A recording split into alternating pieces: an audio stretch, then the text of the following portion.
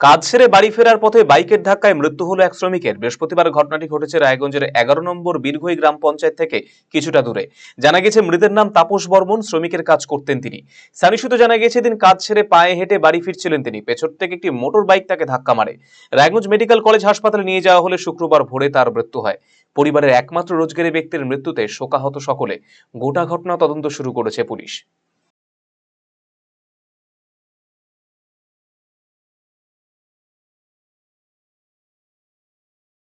ঘটনাটা ও কালকে ওই লেবারের কাজ করে তো তো কাজ করে বাড়ির থেকে আসতেছিল, আসার পথে ওই মানে গোপালপুরের রাস্তায় ওই দিক থেকে আসছিল। আসার পরে তো ওই শুনলাম যে ওখানে একটা মানে বাইক অ্যাক্সিডেন্ট হয়েছে। সেখানে তারপরে তো অ্যাক্সিডেন্ট হওয়ার পরে তো ওখানে আত্মীয় যেগুলো মানে পাড়া প্রতিবেশী যারা ছিল, অ্যাক্সিডেন্ট হওয়ার পরে হাসপাতালে ভর্তি করছে। ভর্তি করার পরে আজকে সকালবেলা শুনতে পেলাম যে রাত্রি ভোর 2:30-3টা নাগাদ বলে মারা গেছে। কিভাবে অ্যাক্সিডেন্ট হলো কিছু শুনলেন?